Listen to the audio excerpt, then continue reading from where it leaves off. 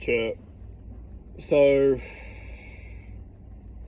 pushing outside the paradigm.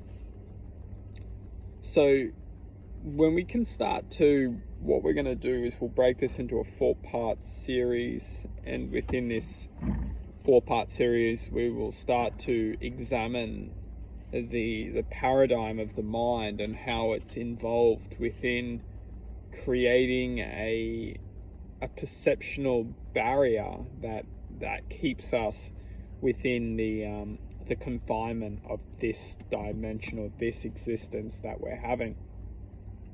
So let's start by examining people who can see outside this existence.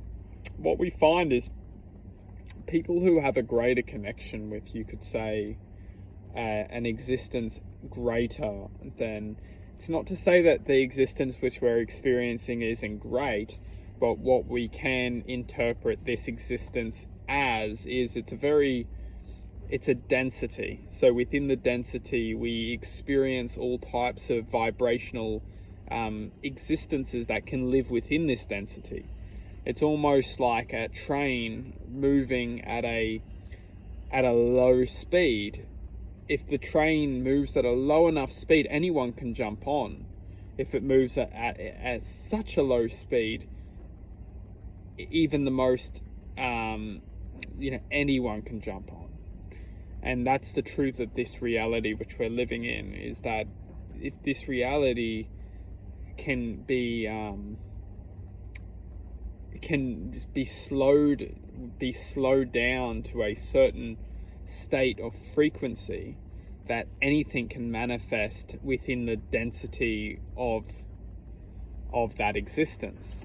So the reason why this message has been conveyed is because we must look at this reality as anything can manifest within this reality, and within the higher aspects of our truth, or the higher aspects of our existence, not everything can manifest within the density of this existence.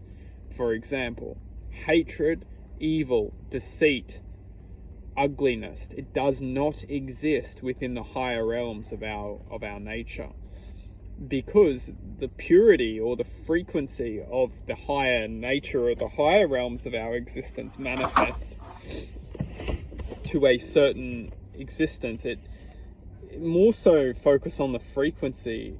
The frequency cannot be manipulated. It's very important to look at existence's frequency, and the frequency of which exists within the higher realms, or the manifestation of that existence.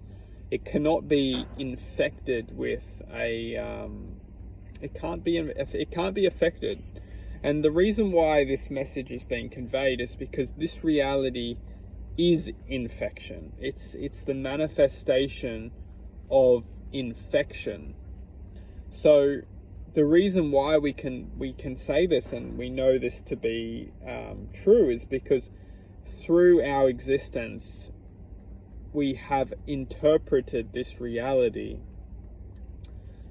as, and more so programmed to interpret this reality as as